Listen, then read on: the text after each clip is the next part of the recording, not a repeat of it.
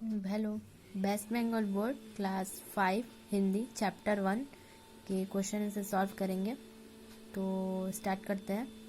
तो इस कविता के कवि कौन है?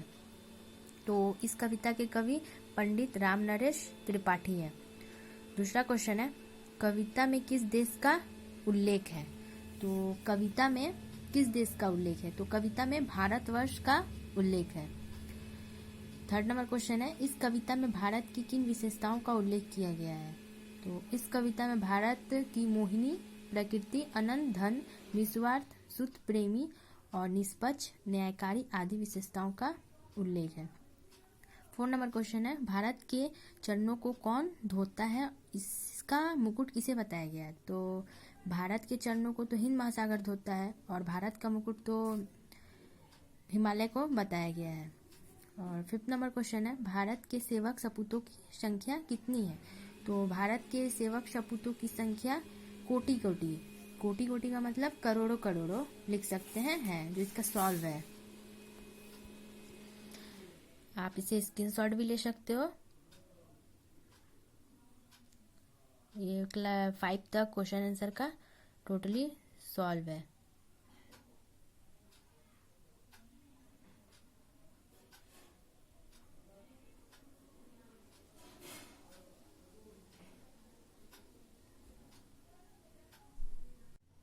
क्वेश्चन नंबर 2 कि निम्नलिखित प्रश्नों के उत्तर अपनी भाषा में लिखे। 1 नंबर सॉल्व कर रहे हैं। भारत एक आनंदमय देश किस प्रकार है? मतलब भारत एक आनंदमय देश किस प्रकार है? तो सॉल्व किया हुआ है, मैं पढ़ के समझा दे रही हूँ। भारत एक आनंदमय देश किस प्रकार है? तो आंसर इसका होगा क्योंकि भारत में पर्वत, मैदान, वन, खेत, नदियाँ, पठार तथा वनों में हरियाली है, जिसके कारण भारत एक आनंदमय देश है। जैसे कि समझ रहे हैं, भारत में क्या है? मैदान है, वन है, तो वन में क्या होता है? चारों ओर हरियाली छाई रहती है। पर्वत है, पठार है, नदियां हैं, जिसके कारण भारत क्या लगता है? एक आनंदमय लगता है। देखने से उसको क्या लगता है? देखने से बहुत अच्छा लगता है।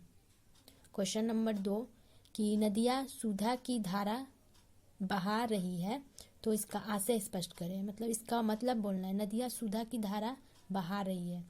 तो इस पंक्ति में कवि कहते हैं कि भारत की नदियों का जल क्या है? अमृत है। मतलब कि भारत की जो नदी है वो अमृत है। और शुद्ध भी बोल सकते हो, भारत की जल जो है नदियों का वो शुद्ध है।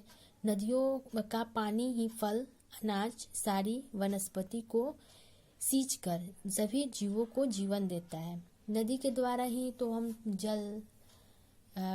जल जाता है अनाज पे या वनस्पति पे, और जल के जीव बिना तो कुछ हो ही नहीं सकता। जल ही जीवन है, तो इसीलिए सभी जीवों को वो जीवन भी देता है। थर्ड नंबर क्वेश्चन है, भारत की धरती में कौन सा अनंत धन गड़े हैं? तो अनंत धन, भारत को तो पहले सोने की चिड़िया भी कहा जाता था।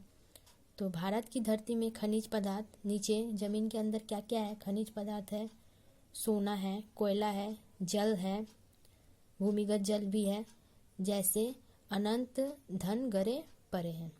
फिर क्वेश्चन नंबर 4 है, भारत के प्राकृतिक सौंदर्य के बारे में क्या कहा गया है? तो भारत का जो प्राकृतिक सौंदर्य है उसके बारे में क्या कहा गया है? तो भारत का प्राकृतिक सौंदर्य कैसा है?